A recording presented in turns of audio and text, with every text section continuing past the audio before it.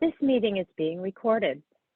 Good afternoon. My name is Chris Cavanero, and your host for today's webinar. If by chance you miss a webinar in the future, all webinars are recorded and uploaded into SonicWall University as a course. You can access the recorded webinar at any time by clicking the Events Recorded Webinars tab on the homepage of SonicWall University. We are constantly adding new webinars and content to SonicWall University and encourage you to log in often. Thank you for taking the time to attend today's SonicWall University webinar. During the webinar, if you should have any questions, please feel free to type the question in the Q&A box at the bottom of your screen, and we will address them during and at the end of the webinar. And now I'd like to present Kelvin Peters. Kelvin, the floor is yours. Thank you very much, Christina. All right, welcome everyone. Thank you for joining us today for this two-part, it's going to be a two-part series on Capture Client. So we're going to kind of show you, one of the big announcements is essentially the premier edition of Capture Client, which is coming out on February 21st. So this is essentially going to cover the second part, but I will certainly give you kind of a glimpse on what's actually coming. So for people that don't know me, I'm Kelvin Peters. I'm a channel SC here in California and Hawaii. If you guys have any ideas of future webinars, or you're looking for more information, or you just want to provide some general feedback, my email is on the screen here. So kpeters@sonicwall.com. Feel free to reach out, especially on the future webinar ideas. That would certainly, help to put something together that you guys, would be interested in, right? All right, so instead of saving this for, for the end, I'm just going to come out and show it. So this is essentially, if you see the Premier protection, you can see there's a few additional bullet points here on the licensing model. So there used to be an essential model or license that you could purchase. They've actually dissolved that. And now we're kind of, looking at the two new offerings. So the advanced protection has always been there, and now the Premier protection. So you can see, obviously I'm going to go through these. So the first kind of point is the DPI SSL, the firewall utilities, and the visibility and telemetry. So what this really allows for, is it allows you to, deploy certificates, on your endpoints using the Capture Client endpoint agent. So if you're deploying DPI on your firewall and you need to get that CA certificate out to all the endpoints, this is kind of, they made it like an easy kind of mechanism to allow you to do so.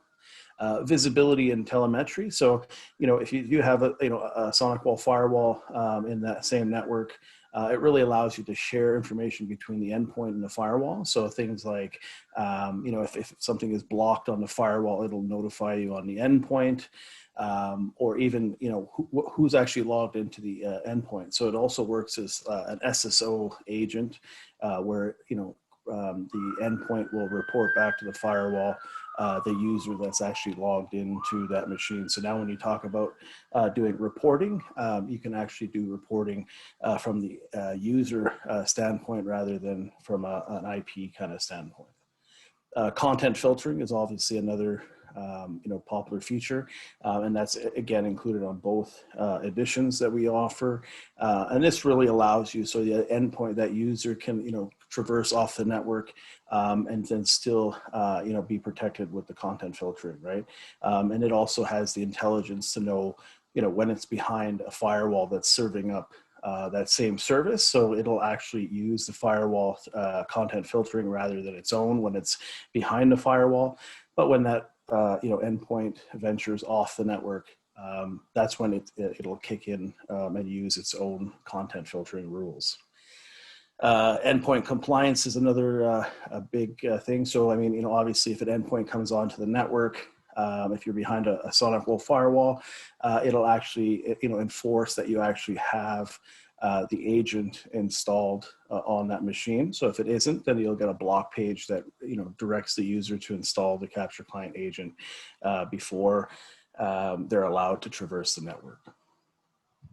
As you can see here, obviously next gen AV, so it has a few different engines built in, the static AI component, the behavioral AI, and then also rollback. So we're going to see, this kind of in the next slide. We're going to have a small video for you. We're going to go through a malware infection, and the whole point here is, I mean, the policy we actually have put on the machine is detect only. So you're going to see. You're going to see multiple alerts on this. Obviously the software is not going to block it because it's in a detect only kind of mode. So it'll actually allow the malware to run just so we can kind of see what it actually looks like.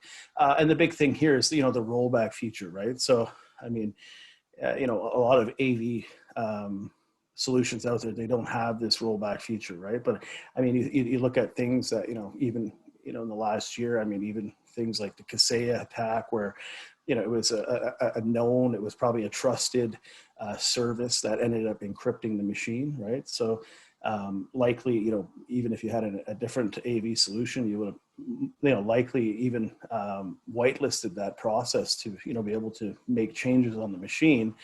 And in this case, it was actually malicious, right? So, people that were dealing with that, obviously, they would have had to, use their disaster recovery plan. So, I mean, what does that look like, right? What is the disaster recovery plan if, hundreds of machines have been encrypted, right? I mean, you obviously would have to rely on a way to kind of get back to where you were. So, obviously it's going to be either re-imaging the machines, rolling back with like some sort of backup that you might have for that machine. But you'll see when we go through this exercise that one-click rollback is pretty powerful. It uses the VSS snapshots, and it'll roll us back in a matter of minutes, right? So pretty powerful feature. The Capture ATP sandbox with the real-time deep memory inspection. So this is the same thing that is included on our firewalls. But I mean, if you take, like a customer who maybe hasn't deployed DPI SSL, you're not able to inspect that traffic, right? So these, files, these potentially, unknown malicious files are coming into the network, end up on the endpoint. And, this really gives you that next kind of, piece of protection, which allows you to really detect these, 0-day or unknown variants, right? Next feature is the app vulnerability intelligence. This really allows you to kind of enumerate all the applications that are installed on a given endpoint, and we'll see this when we go into the console. And if you've talked to me before, you'll know that this is one of my favorite parts of the the solution. I mean, it really gives you visibility into what is actually installed, and if there's any known vulnerabilities that you can actually mitigate. Because that's usually what you hear is it's the starting point of some attack is a vulnerable application, and some hacker leverages that to gain a foothold into your network, right? All right, device control. So this is essentially the ability to block USB types of devices plugged into a machine. So kind of a use case would be to allow a very specific device that your organization might sanction while blocking, all mass storage devices, right? So that's common kind of theme that I've seen anyway, and how people are kind of using it.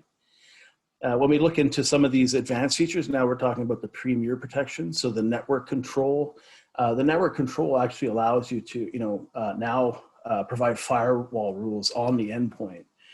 No matter where you are, right? So, I mean, even if the device is, off the network and it's, at someone's home or in a coffee shop, you can still deploy a set of firewall rules to that endpoint. It also allows you to kind of configure, network quarantine rules and, some sort of advanced remediation and response, right? So it gives you really, some superior kind of granularity to, define, how infected machines are actually treated when they're detected. And again, you can also, define location-specific rules. So on network, off network, wired versus wireless. So it really gives you a lot of control of, what's actually happening on the endpoint. When we start talking about the deep threat hunting and the visibility, so I mean, this is really, allows you to take like an indicator of compromise. I mean, that could be really anything. It could be an IP address. It could be, some processes that might be running. It's really a lot of, different kind of things that you can use to, start this off. In the console, they actually give you a bunch of, kind of starting indicator of compromise searches.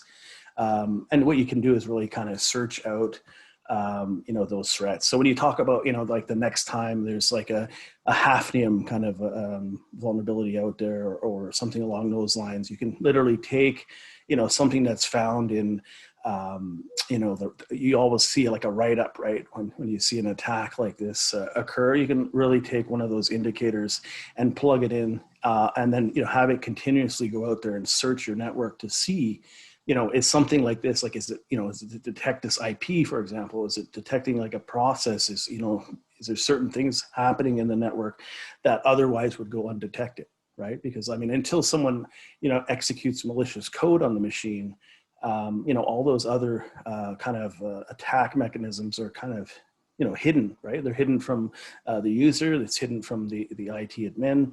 And it, sometimes, it takes, hundreds of days before the perpetrator actually, escalates their attack to actually, start to, set off alarms, right? And by then, I mean, they usually have a pretty strong foothold in the network, right? So we won't cover that today. We won't show the console today, but just so you know that that's, in the coming up in the next webinar. It's going to be probably in the last week of March. We're going to really do a dive in, to kind of show you, what that threat hunting, looks like, right? That goes into the next item on here. So the storyline automated response. So you're going to see, even in today's, demo, the video that we have coming up, you're going to see that storyline, right? So what did that malware do, right? When you talk about, the storyline automated response, when you talk about threat hunting, it gives you the same kind of visibility. So let's say, you hit an IP and then it starts to spin up processes. It all kind of links together. And you get to see that storyline, right? So you're able to see exactly, the steps that, kind of occurred, based on a single indicator of compromise, right? And then finally, the secure remote shell. So this really allows you to, and it's actually available on Windows, Mac, and Linux. And it really allows you to, remotely kind of troubleshoot, change configuration, and then really supports that advanced kind of forensic investigation. So you really have a shell that you can interact with and, do different kind of things from that kind of perspective. All right, so we're going to go on to the next thing, which is essentially, we're going to, go through this video. I pre-recorded this, obviously, for the reason that, we don't want to kind of run the risk of, getting myself infected. So obviously, this was an isolated kind of machine, and I did record it. But so we're going to flip between the console and the endpoint. Don't worry if you haven't seen the console before. We're going to go through the console after this slide deck in kind of a little bit more detail. We're going to talk about the policies and a few of the best practices along the way. All right, so we're starting off in the console. So you can see here, I'm going to just pull up the actual policy for the machine. We're going to, again, go through the policy creation a little later on. But you can see here, we're really set to detect only. So, I mean, we could run malware on this machine. It's not going to block any of the processes or file creations, or in this case, you're going to see the files at the end of the day get encrypted, right? So we're here on a Windows 10 machine. I'm going to pull up the Capture Client software, and we can see up until now everything looks good. Everything's green. So far it's going to be a good day. But you're going to see in a moment that's going to quickly turn into something else. And again, you can see here the threat protection, we're set to detect only, right? So that's the policy that we saw in the console. All right, so we're going to do a quick look. We'll take a look at the files that are on the machine, because you're going to see you know, after we execute this malware, it's not going to be such a wonderful day, and we're going to, you know, lose a lot of these files here. So, you know, this kind of typically looks like your standard workstation, has some images, some Excel documents, some documents, right? So this is the malware we're going to use. So I'm going to just quickly unzip it. You'll see as soon as we unzip it, the capture client is actually going to see that it's a malicious file. So if we actually had this policy set in another mode besides detect only, you know, it would either quarantine it or remediate it to clean up this file from the machine, right?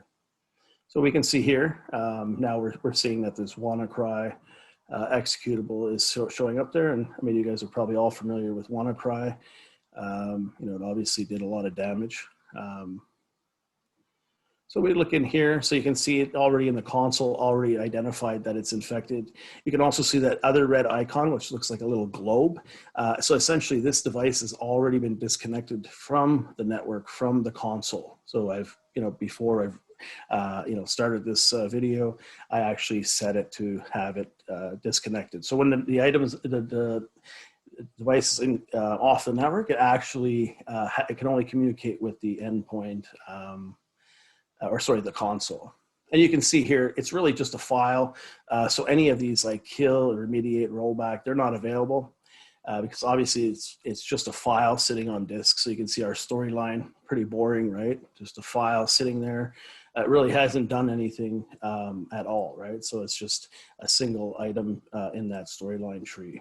Okay, so we're gonna go back to the machine and we're gonna run this malware so we can kick it off and see, you know, what it's going to do here. So you can see, obviously, as soon as we executed it, you know, capture client, you know, is throwing alerts here because it knows that this is actually malicious. And you can see our files are starting to be encrypted here. So in a moment, we're going to see that red screen that's kind of jumped in the background there come to the forefront. And, you know, that's obviously, you know, something that no one wants to see, right? I mean, now we have a scenario where the device is not only infected, I've actually lost files, right? So now I have to, you know, rely on my disaster recovery plan. So, you know, again, what does that look like? I mean, is it going to be, you know, a re-image? Is it going to be a backup that I'm going to have to pull and restore the machine with? Or in this case, you know, do we use this rollback feature, right? So we're going to see in a moment, we're going to jump back to the console and see exactly what's happening on the console. So we can see it's still, you know, giving us more alerts indicating that it's detected this wanted decryptor. So part of the malware, what it does is actually puts one of these files in every directory that it encrypted so that if you wanted to recover your files and pay the Bitcoin, make it convenient for you, right? So we can see, you know, a bunch of notifications have come in on the console, right? So we can see, you know, in this case, it's showing that it's not mitigated. Again, that's because of the policy that we've chosen for this machine, right? All right, so just in a minute, we're going to be able to take a look at the actual infection. So we'll just wait for that to kind of roll on here. So you can see now we will have the kill, remediate, and rollback features along the top as well. So we're going to go back into one of these items we got an alert for. So choose the top one here.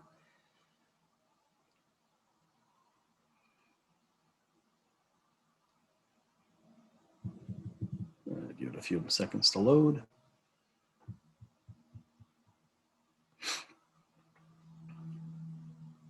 So we can see, you know, a summary with the attack overview. We're going to see, you know, a summary of what kind of happened. Obviously, you know, in this case, a lot of file operations, you know, because it's encrypting the files. So that's obvious that we're going to see that. In this case, it's actually, this is a huge graph that it wants to draw out, but we're going to go ahead and draw it out. Should be okay. And you can see everything that it's created. So you can see, you know, the different executables it's running. You can see, you know, different logon events. So if you click on any of these, they actually give you a little pop-up bubble on the side, telling you a little bit more information, if any like arguments have been passed to that or not. One interesting thing is actually this one, which is the VSS admin. So this is actually the VSS snapshot that is actually used to actually do the rollback, and you can actually see the malware here is actually trying to delete those shadows, right? So it's actually trying to delete my my fail safe to actually roll back. In this case, you'll see it didn't have an effect. It actually didn't allow that malware to actually delete the snapshot. So when we roll back, we're going to see that we actually had a point in time that we can roll back to. But that's just one interesting thing that, it's able to stop even the malware if it's trying to, clear up, this VSS snapshot. Because obviously, people use VSS snapshots. Like if you talk about Windows, it typically does a snapshot, twice a day at some predefined time. When you enable this on Capture Client, it actually is taking a snapshot every 4 hours, okay?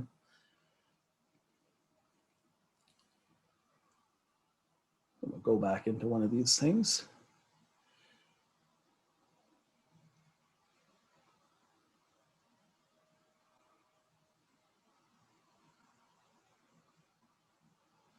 All right, and you see on the right-hand side here, you'll actually see the indicators, right? So it does a nice job. It maps, essentially like everything that's kind of transpired on the machine. It tries to map it with a MITRE attack framework, right?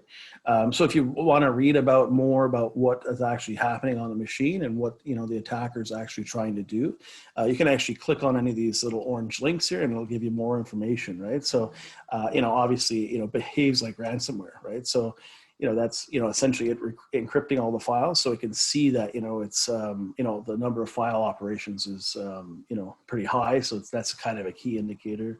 You might even see it trying to create like a persistent user as well. So what you see here, I think we just missed on the video, I actually clicked on the rollback. So you can see the rollback command has been initiated and sent to the desktop, right? So we're gonna give it a few moments here, and then we're gonna kind of kick back over to the endpoint and take a look. So what I'm doing here is marking it as the analyst's verdict as a true positive, because we know that this is in fact a malicious piece of software. You could also mark it like, for example, in progress. So if you had multiple users on the machine, you can essentially use that to kind of indicate that someone is working on a specific item, right? So, for that multi kind of user environment, it gives you an ability to kind of, almost tag an alert as already being under investigation, right? All right, so we're back on the endpoint. So soon we're going to see all this disappear, and we should be back to normal. So we'll give it a few moments here. And we really, kind of, saved ourselves from, having to, restore a backup. So you can see right away, the files, so the snapshot's been restored, and I have all my files back, right? So it was in a matter of moments, right? So the amount of downtime here has been kept to a minimum, right? And you can see, we're getting a few alerts from Capture Client, just saying that it's terminated certain processes. And it's, now we're looking at just doing a final reboot, and we should be back to normal. So we're going to go ahead and reboot this machine. And then when it comes back up, we'll go back into the console, and we'll look at a couple more pieces, and then we'll essentially get back to our slide deck and kind of continue from there.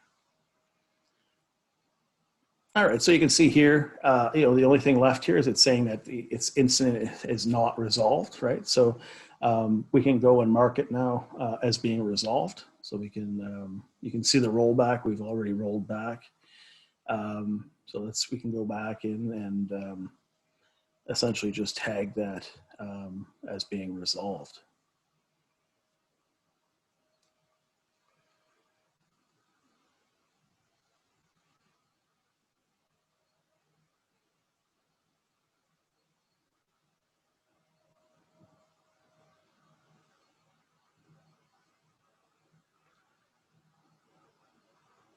All right, so that pretty much does it. I'll show you guys one more thing that kind of comes up. So we did roll back, and you probably saw when we first looked at the list of threats, there was actually more than one threat, right? And we only rolled back. So we rolled back. So we essentially anything left for that machine is actually no longer kind of relevant. So we can go here and select these all and mark them as resolved, right? So we're going to go ahead and do that. I just wanted to show you because there's kind of a gotcha here. You'll see it's going to ask us to fill out the analyst verdict. So that's kind of a prerequisite. You always have to fill out an analyst verdict, and you can see you can do it on a per item basis, or if you go up to the top here, you can actually do it for multiple items. So you can see here I can. I'm going to click on the mark as resolved first, but you'll see it's going to throw an error, and it's actually going to tell me that I need to fill out that verdict first. So you can see at the top here, that's essentially what it's doing. So I just have to go in here, mark it as, mark the analyst verdict. So this was, in this case, true positive. And then I should be able to go in and select these same items and now mark them as resolved.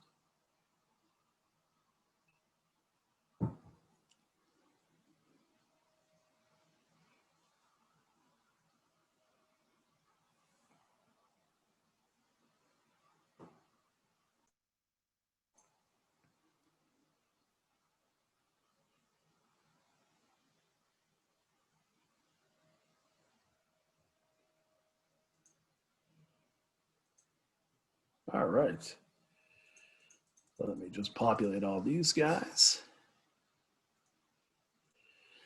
All right, so we're taking obviously a modern approach to endpoint security. You can see it's a lightweight next-gen anti-malware engine. You can see attack surface reduction. So we talked about that.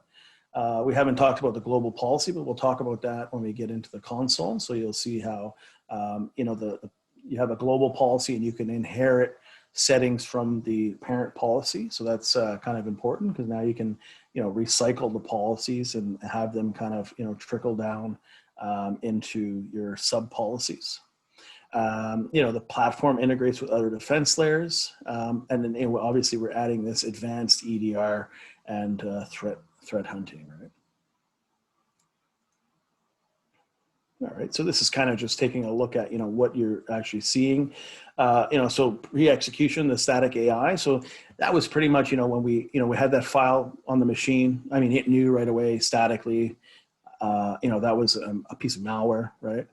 And then you have the on execution behavioral scans. So that the process is trying to starting to try and encrypt all your files, right? That's kind of an example of a behavioral type of AI, right? So, obviously if a process starts to, zip up files and encrypt them, it's a pretty good indicator that, something's not right? Because that's obviously not out of the norm, right? And then obviously post-execution and automated EDR. So we're going to get into the policy creation when we get into the console, but you'll see you can auto mitigate the threats. You can isolate, meaning you can actually unplug them from the network, and then obviously the rollback, right? And the storyline based threat hunting, and we're going to look at that obviously in the next webinar. All right, so this is actually going into our capture ATP with the RTDMI, real-time deep memory inspection.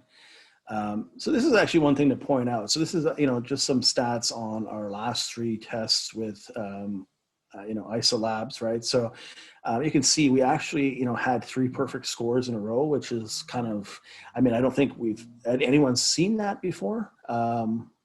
So, out of all the tests that they've thrown against it, essentially it was 100% detection rate with 0 false positives, right?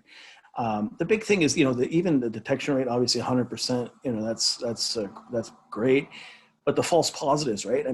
Typically you want to avoid those because those are actually, you're spending resources looking into things that aren't really malicious, right? But this is, kind of worth mentioning, the capture ATP, because this is something, that we've added on top of, the Sentinel-1 base agent, right? So that's one of the kind of benefits to having this, right?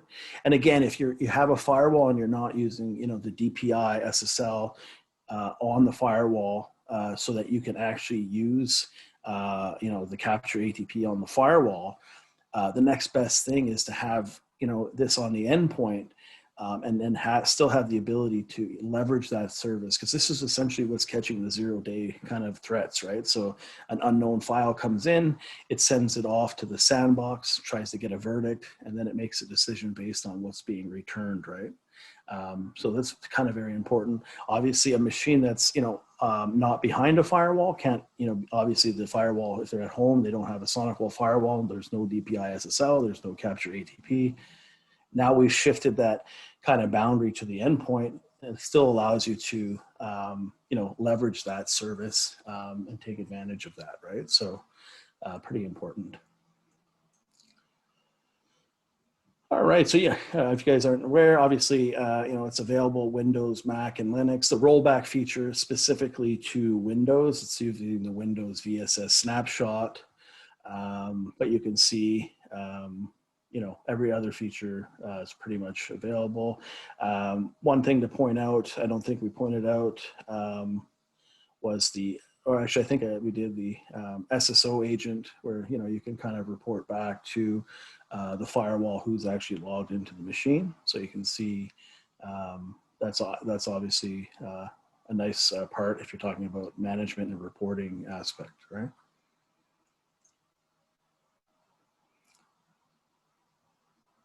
All right, so this is really just kind of showing you the content filtering. We won't spend too much on there.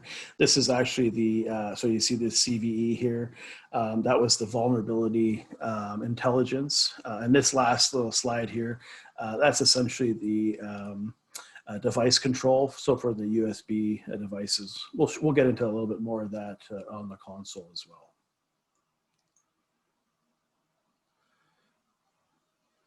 All right, so we're going to see these ones kind of slide by. So yeah, again, you see, that was that kind of attack storyline, which is kind of important. And I really wanted to highlight that because this actually carries over into, going to carry over into the next webinar where, we start to see the storyline automated response when you start to do advanced threat hunting, right? So, obviously, you can isolate compromised endpoints and roll them back as well, right? So, but visually being able to see all those indicators of what was actually transpired on the machine really allows you to actually see, when you do a cleanup effort, you'll actually see all these items in that report that you can download from the console, right? All right. Again, policy management. So you'll see up here in the right-hand side here, this inheritance. So you'll see that, from the parent policy, we can inherit, the settings, or we can disable inheritance and now make a very specific, set of policies or rules, or we can enable certain features. So this allows us to, recycle some of that policy across different groups of devices, right?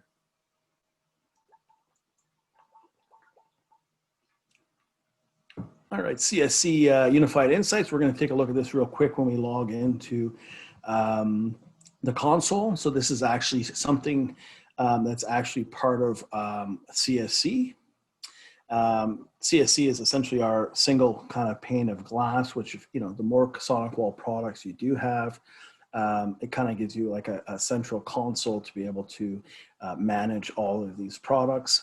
The Unified Insights kind of takes it to the next level, where it's actually pulling data from all your products, and you can see it's reporting that information on this console. So, some people have this up, throughout the day. I mean, if you're in like a SOC kind of monitoring type of environment, or you want to just have a quick look to see, how, your security posture looks like, you could certainly log into this and, have that kind of unified view between all of the products that you do have, right? This is just a quick look at the dashboard, but you'll see when we log in, it really allows you to see, from a high level, where you stand. So if you had any infected devices or any devices that needed attention, maybe there's a vulnerable application on it. It really highlights that on the dashboard.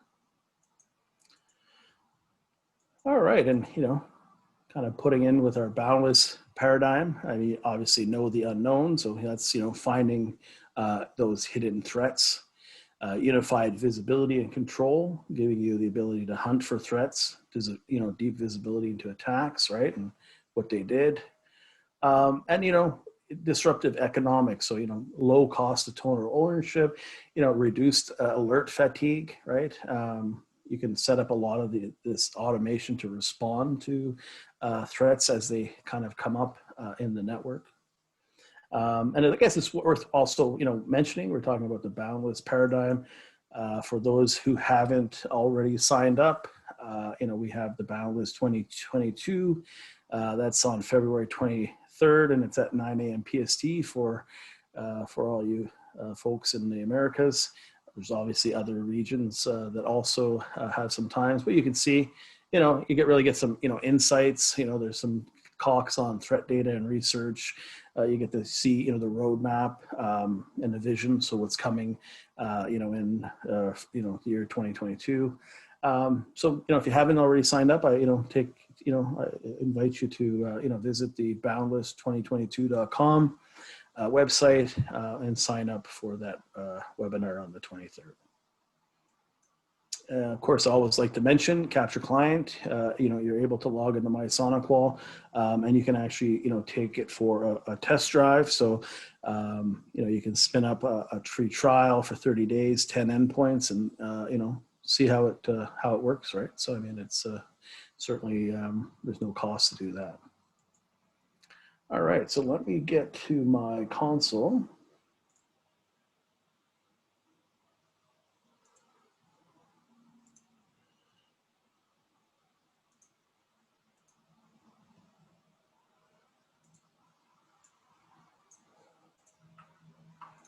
Bear with me, I got signed out.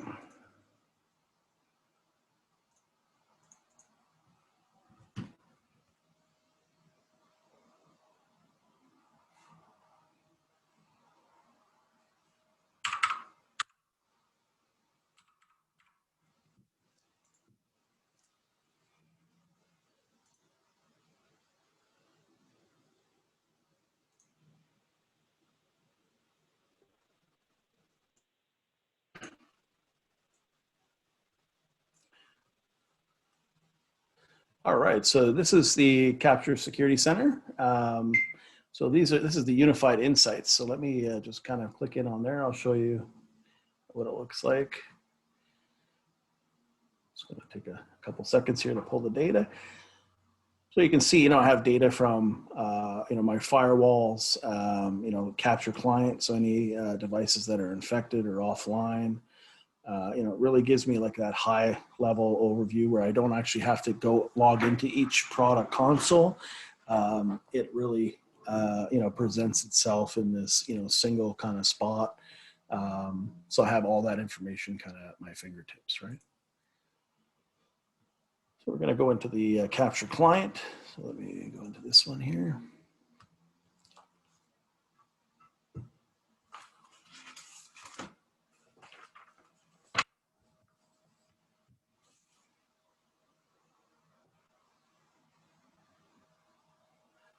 All right, so for those of you who haven't seen the console before, I mean, this obviously gives you a quick kind of lowdown on, what's happening in that environment. You can see at the top here, this is kind of like how the hierarchy kind of works. So you can actually have like a high level parent policy and then any kind of tenant or customers below that. And then even further, you can create other policies underneath those, and we'll see that in a moment.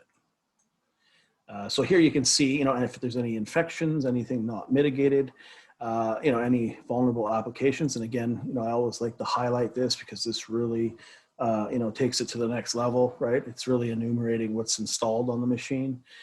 In this instance, I have this Adobe Acrobat 5, and you can see it's, it's got a base score of 10. And, you know, a little blurb on, you know, what can happen. So you really, I mean, this version, I mean, obviously this is kind of a stretch. Acrobat 5 is really old, but you can see, you know, as vulnerable apps, you know, pop up in your environment, you're able to, you know, have that visibility, right? So you're able to see, you know, how widespread it is, or is it a single machine that has, you know, an affected app, right? So, you know, by keeping your applications up to date, obviously that's going to reduce the your attack surface, right? So the big thing, you know, is obviously, you know, you give an end user a laptop, they go home, they install some applications, and then, you know, they never go back and update them. And no one ever knows that. No one ever sees that, right? So this kind of gives you the ability to, you know, even set up like a report. So you can see here, that's part of one of the reporting items, right? So you can see, you know, for the vulnerable applications, you can include that in your report. And again, you can schedule this report and, you know, send it out on a periodic basis to yourself. And it really allows you to, you know, see what's actually going on right in the environment. All right, so the big thing, let's go to the groups at first. So the groups are essentially, you know, what's going to, you know, dictate what policy a given machine is going to have, right? So you can create, you know, different types of policies. You can see here I have one dynamic, another one here is dynamic. So this one is picking up on, you know, any machines that are running a Windows server, right? So you can say I got 5 of those. You know, I got this one device, you know, running Linux, right? So dynamically, you know, you create the policy, you specify, you know, Windows Server or Linux or Mac, and it'll literally, you know, put that machine into that group dynamically as it sees it come online, right? So you don't have to think, oh, okay, I have to put, you know, this machine into a specific group. It kind of takes care of it on its own, right?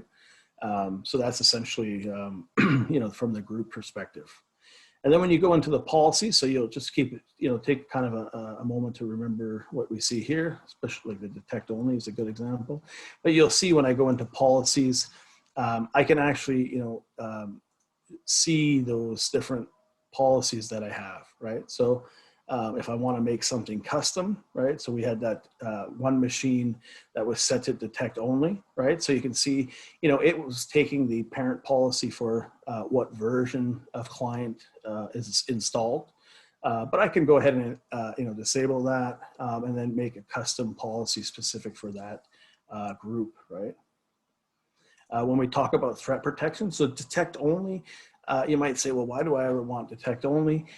So that's actually the recommended policy. So when you first, like, you know, if let's say you're planning to migrate away from another product, you know, what we kind of recommend is, you know, kind of a burn-in time, right? So you would actually, you know, set your policy to detect only, you know, just to see, you know, if there's anything that you might need to whitelist, because I mean, obviously, you know, you're putting this into the environment. It could actually break, you know, certain things, like certain things that obviously, you know, it doesn't like. I mean, it might pick up at your backup system as being malware, right? Because it sees it, you know, taking all your files and then zipping them up, right? So it sounds like it might be ransomware, right? So it's always good to, you know, put that into like a detect only period of time. You know, maybe a couple of weeks. There's actually a nice write-up if you look at the, you know, just the standard documentation for Capture Client, like the getting started. It actually talks about that and kind of the ins and outs on how to go about, you know, doing that proof of concept successfully, right?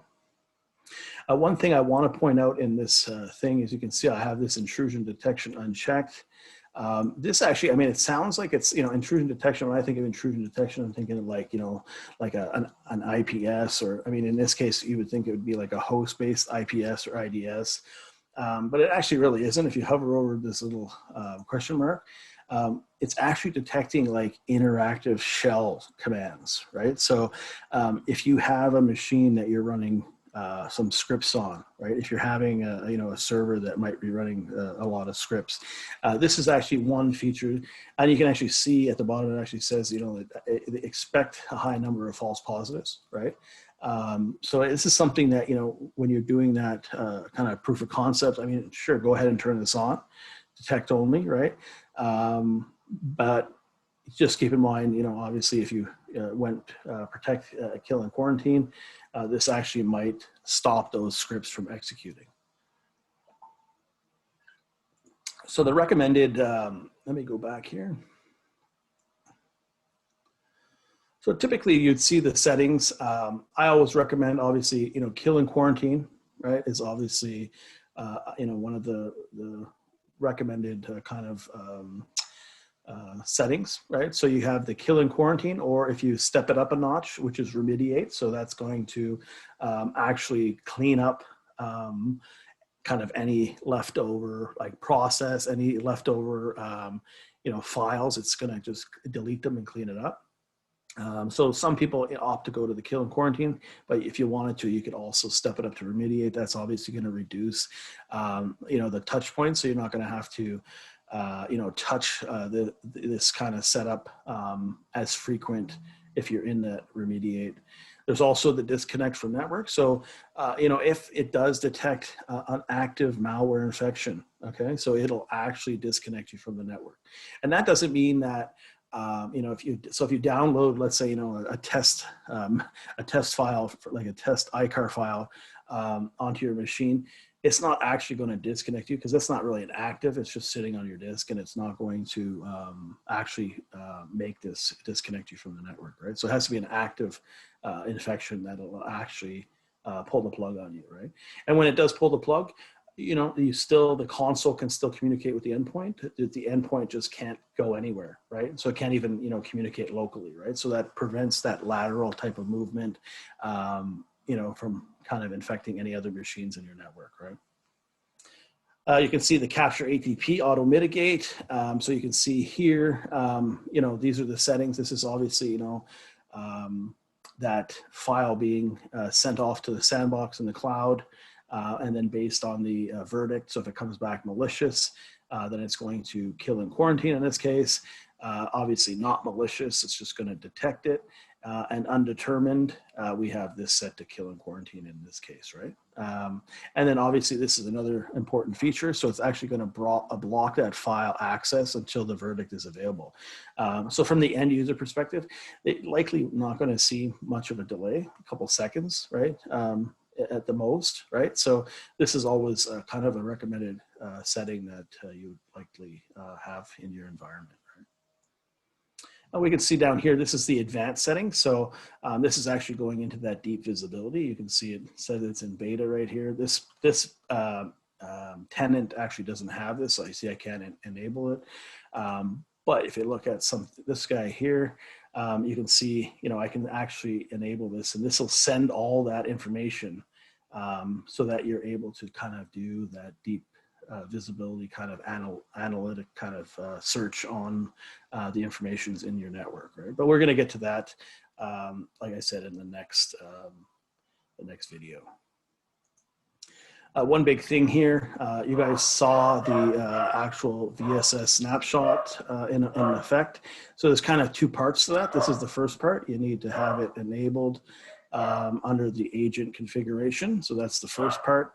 The second part is actually on the machine, right? So obviously you can go in here and enable this kind of machine by machine, or you can push it, from a group policy object that would enable this kind of globally in your network.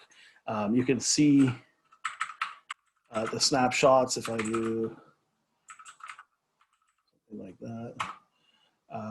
So you'll see the shadows, and these should be 4 hours apart, right? So you got 7 and 11, right? So you can see, that this one is, this one's in good shape. This one has snapshots being taken every 4 hours, right? So that's kind of a good sign. If you're looking for that KB, let me show you real quick here. If I can find my window, I think it's this one.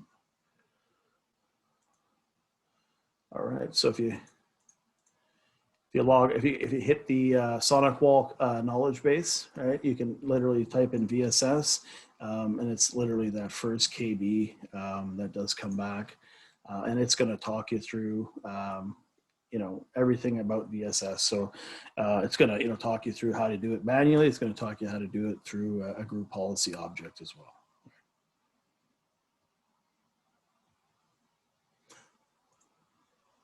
All right, let's go back to this guy. Trusted certificates. This one is pretty easy. You can essentially upload your certificate right here. So you download it from your firewall, upload it here, and then essentially that's it. Any device that has this policy would also get those certificates, right? This is the web content filtering. So if you enable this, you can actually go in here, and this actually allows you to specify to use the, if there's a firewall present, it's going to use the firewall settings, or in this case, let me just disable this and I'll show you. So if I go in here, so I can do that enforcement behind the firewall, right? So, if it's behind the firewall, it'll use the firewall. If it's not behind the firewall, it'll use its own content filtering, right? Same with blacklists and exclusions. So these are all also inherited from the tenants. So you can see if you create something at the tenant level, it'll trickle down into this. Or if you put something specifically in the sub policy, then it would only be specific to that group, right?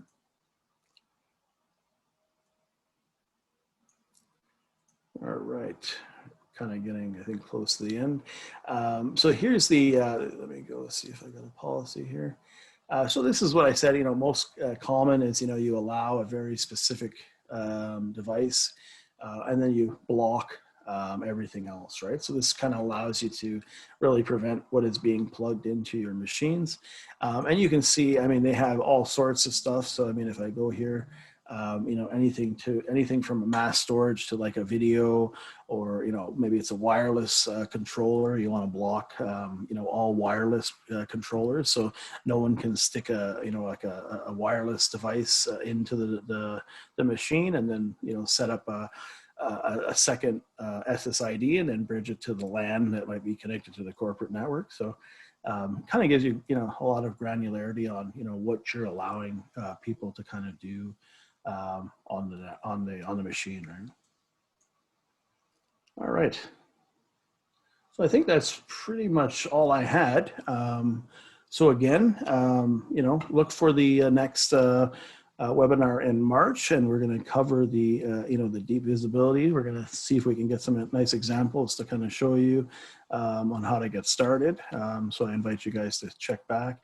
I'll send, once we get that link for the March webinar, I'll send it to all the people that have attended this call, and I'll also include the link to today's recording in SonicWall University, in case you guys also want to relook at this, or also share it with others that may not have been able to attend today. Great, thanks, Kelvin. We do have a few questions. I don't know if you can see them, or if you'd like me to read them out to you. Yeah, I can see it. So the first one was, does Capture Client require Gen 7 firewall? So no, the answer is no.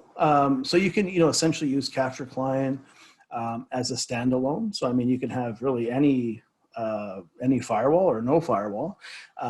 So you can, really leverage, all the features on there, especially like the DPI, or rather not the DPI, the Capture ATP, right? The sandbox technology. So if you don't have a SonicWall firewall, it gives you kind of, one more reason to, really look at the Capture Client, right?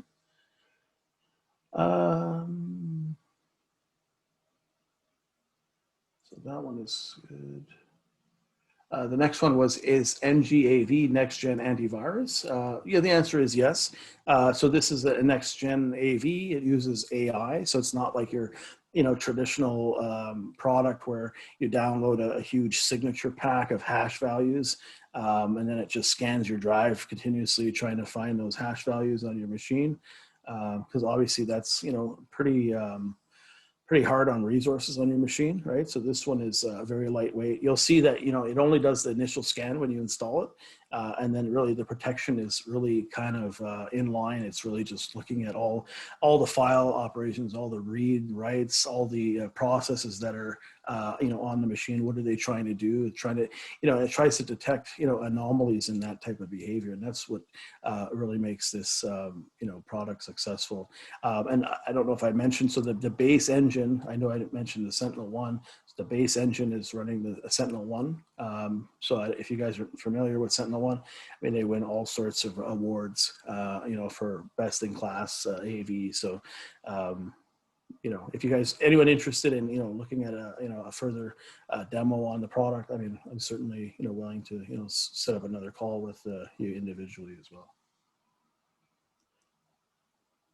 Yeah, so the next one was kind of a question on DPI SSL, and how it could potentially throttle bandwidth up to 50% or more. I mean, it's true, right? I mean, so, DPI SSL is, I mean, you got to think the device has to decrypt and then re-encrypt all your network streams, right? So there is a bottleneck with DPI SSL. One of the reasons why we actually came out with the Gen 7 firewall is actually to allow you to, be able to actually use something like that in your kind of network. So I'll show you this real quick. So you can see here, like we look at, like a TZ670, right? So the threat prevention, this is essentially, with all your security services enabled, right? You get in about 2.5 gigs worth of throughput.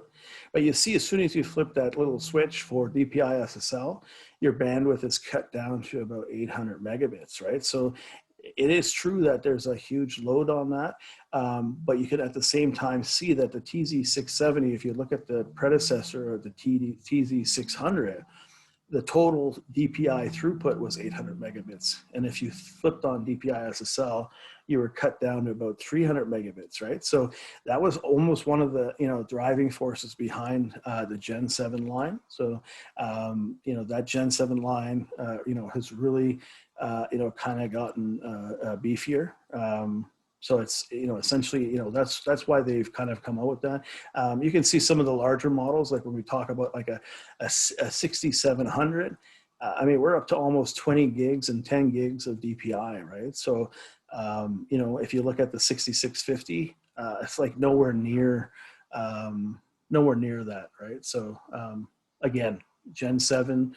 If you guys didn't watch, there was a previous recording we had last month, and we talked, a little bit more about, the Gen 7 lineup, and the benefits to actually move into that new product line. And again, you guys saw my email. If you have any questions about that, feel free to reach out on that as well. So the show the rollback report. Let me see if I still got that. Should be able to. Let me just pull this.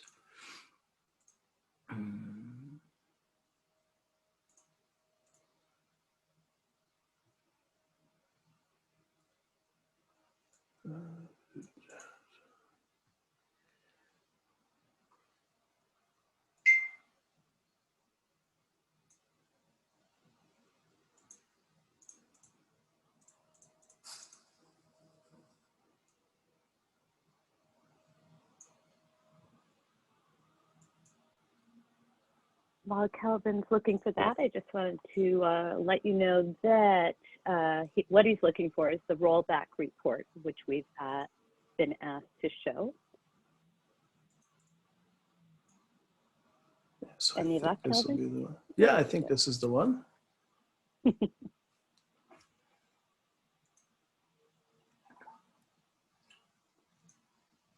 Let's save that.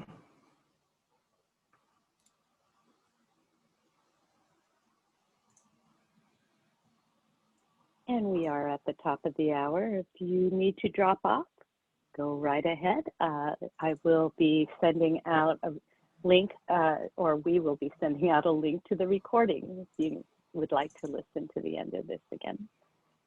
Yeah, so I don't know if you guys can see that. That's essentially the rollback report. So it really goes into detail exactly, what it was, able to roll back, right? So you can see all the items in that list, right? And then it's showing you, obviously a success or failure over here. So you can see there was a couple of items that failed.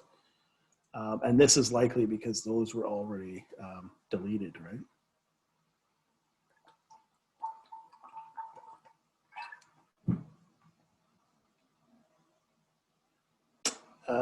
I don't know. Did we have time, Christine, for another? I don't know if there's a couple other questions. Yeah. I'll see if I can upload those. We can go ahead and answer those. Yeah. So how does this work for or with the SMA devices? So it's an AV solution. So it works like any AV solution that you would have. It's obviously a separate application that you would use. You could certainly on the SMA, you can also do, the endpoint enforcement where you enforce the fact that it's actually running this AV product. So that's how you'd be able to ensure that, your device is running the capture client before it allows the device to connect to your corporate network. Where is the SonicWall certificate to upload to enforce certificates? So the SonicWall certificate, you would download that from the actual SonicWall firewall, right? So if you go into the SonicWall firewall, if you go into the DPI SSL settings, you should see a spot to download that certificate. And then that's the certificate that you would upload into the capture client console.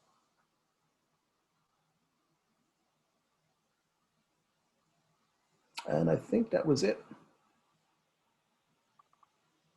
Great. Well, thank you, Calvin. And we'd like to thank everyone for attending today. This meeting is ended and you may now disconnect. Have a great rest of the day.